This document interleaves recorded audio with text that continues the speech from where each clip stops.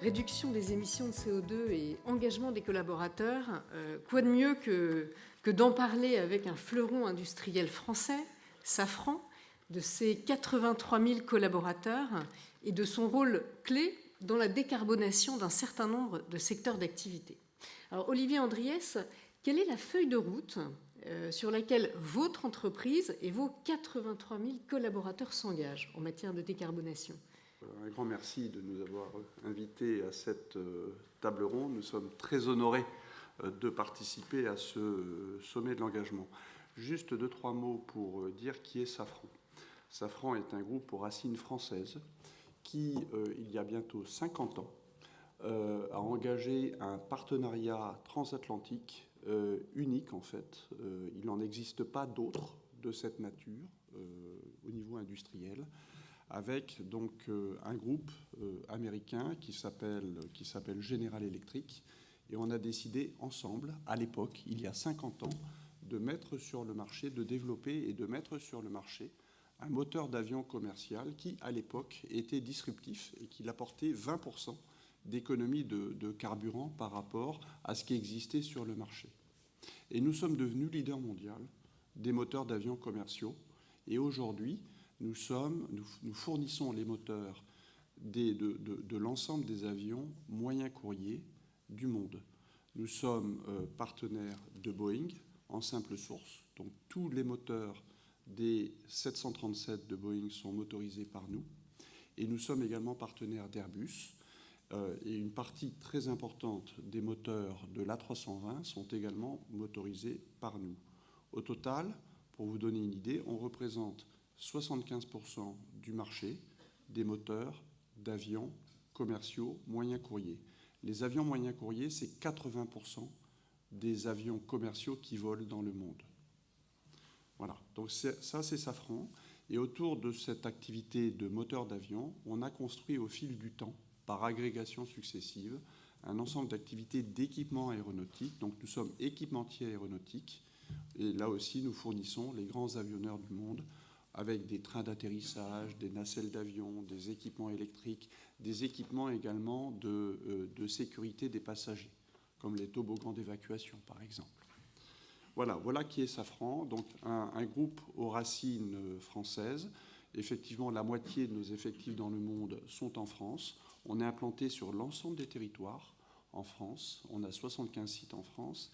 Et donc, nous avons aussi une responsabilité territoriale. On est très engagé dans l'ensemble des territoires au niveau des départements. Alors, la décarbonation de l'aviation, c'est évidemment notre enjeu numéro un. C'est notre enjeu numéro un qui engage la société, l'ensemble de ses parties prenantes, nos actionnaires, notre conseil d'administration et puis l'ensemble de nos collaborateurs.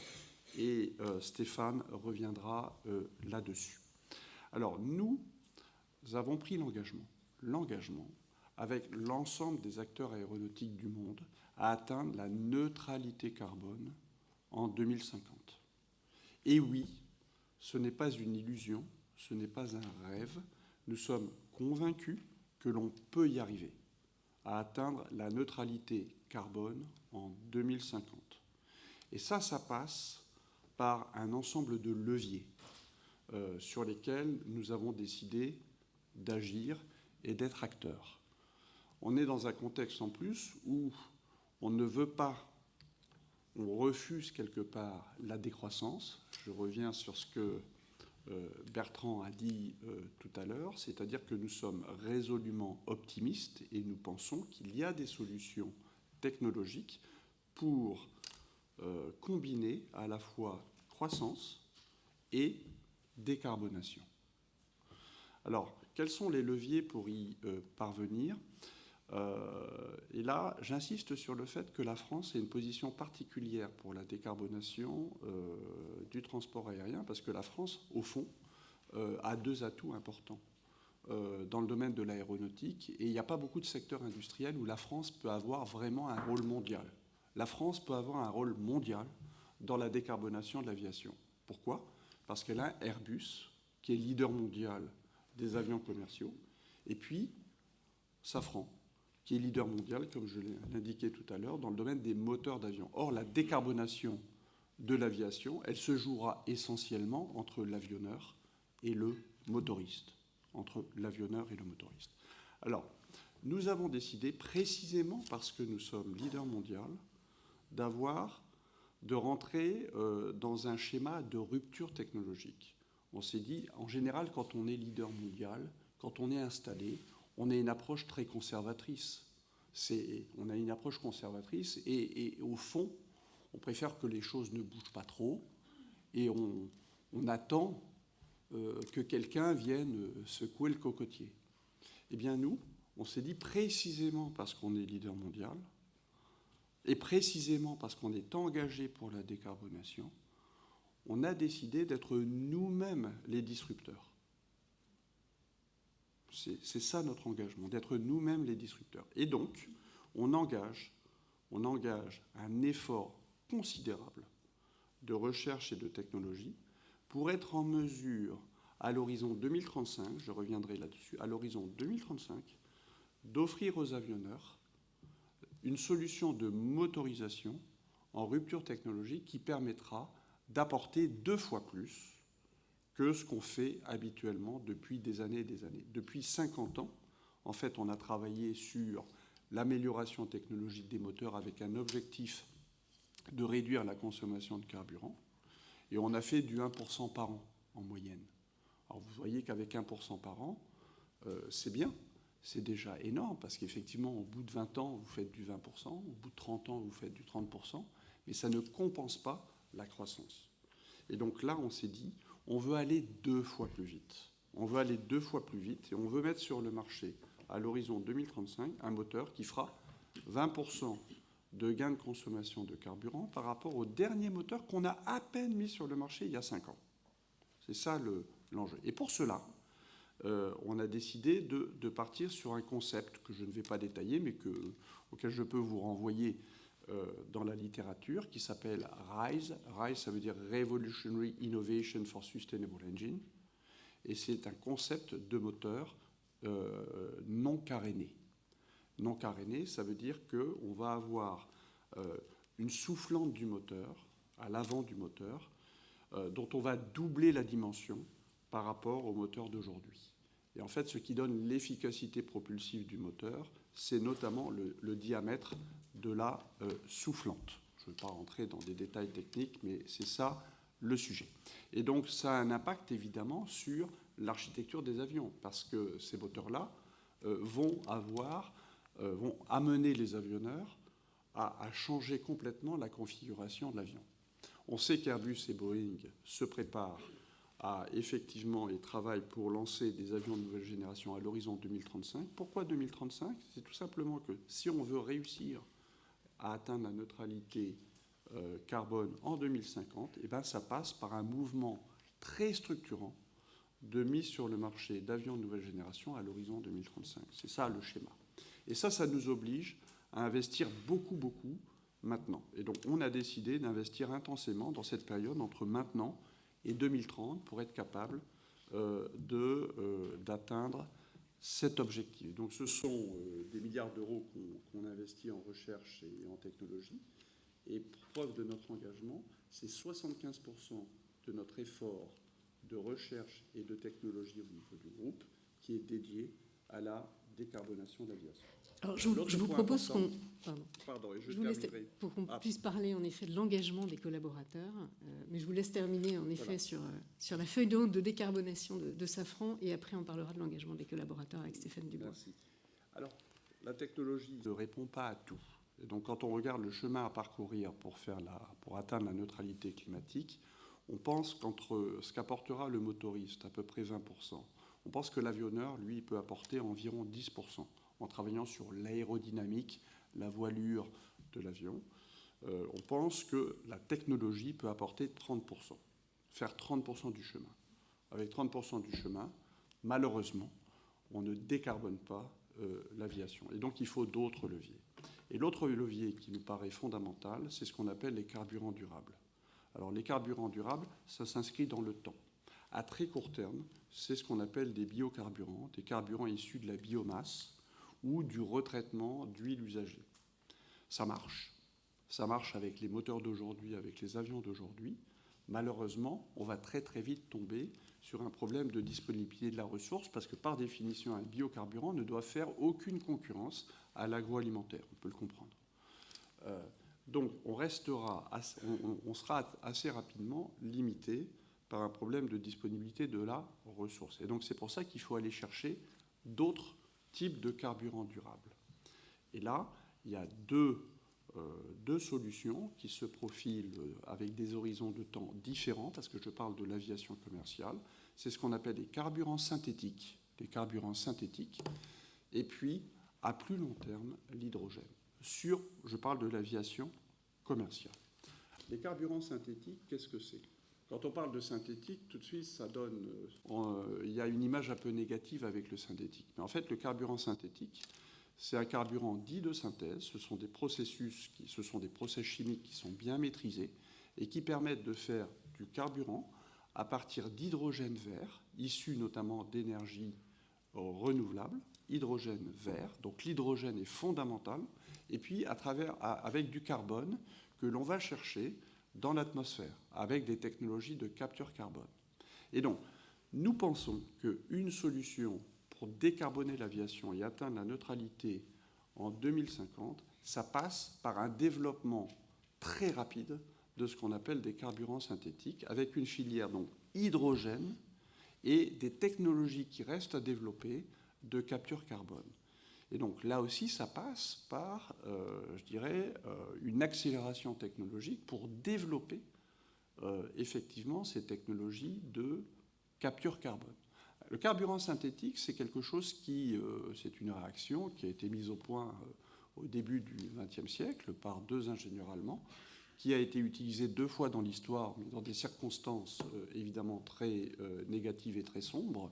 La première, c'est l'Allemagne nazie pendant la Deuxième Guerre mondiale, à partir du charbon, qui a fait du carburant synthétique à partir du charbon. Et la deuxième, c'est l'Afrique du Sud, au moment de l'embargo.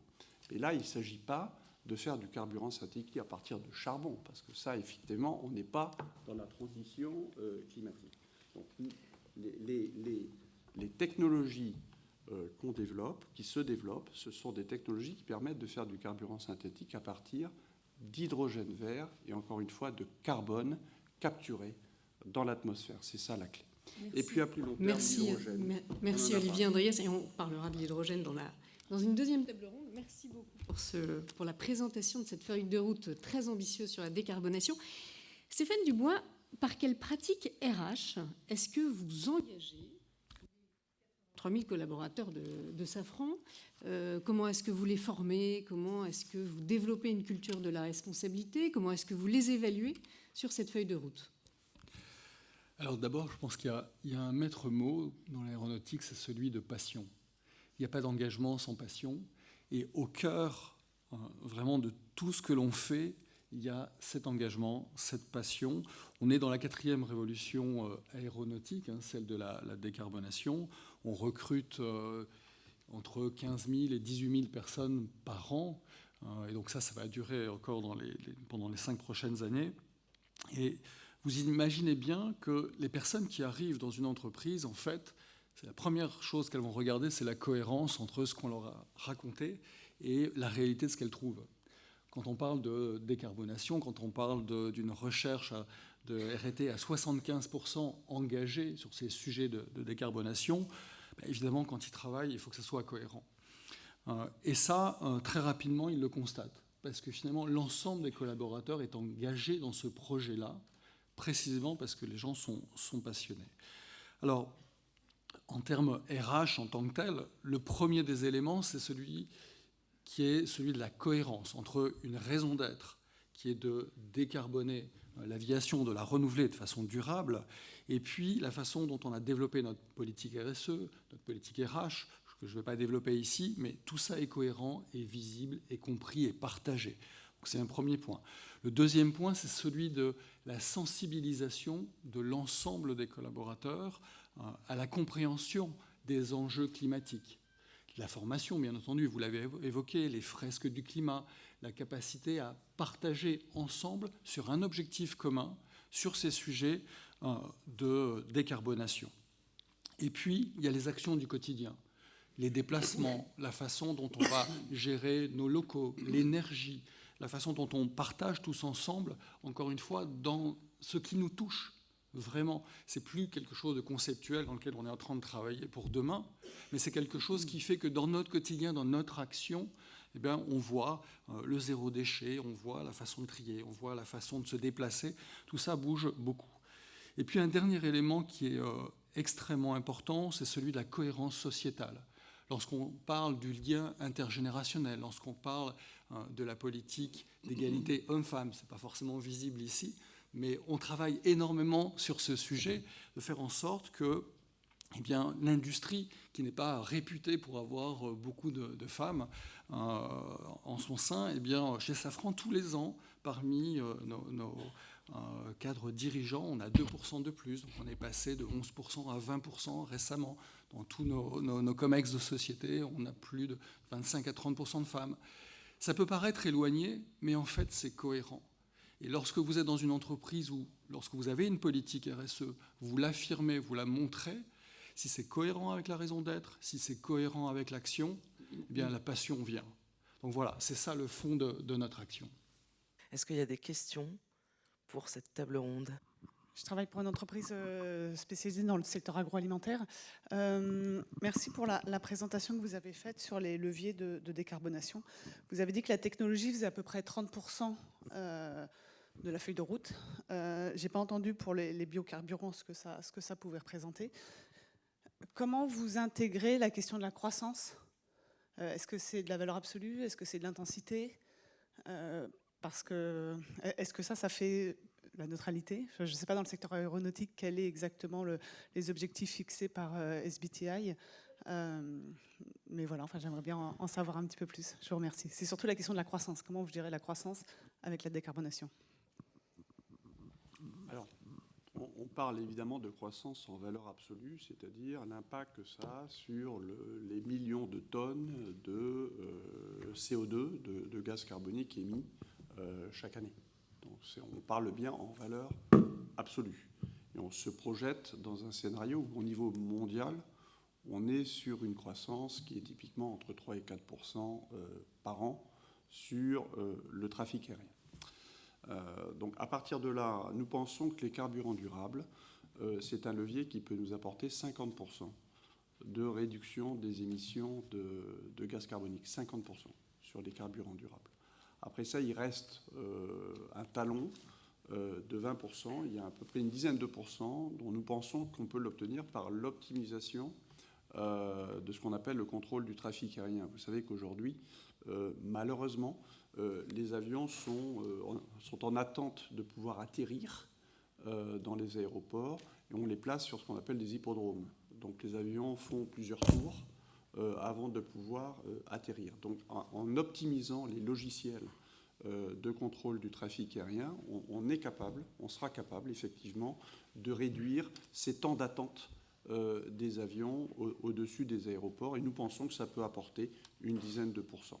Il restera un talon de 10% qu'il faudra traiter à travers des activités de puits de carbone.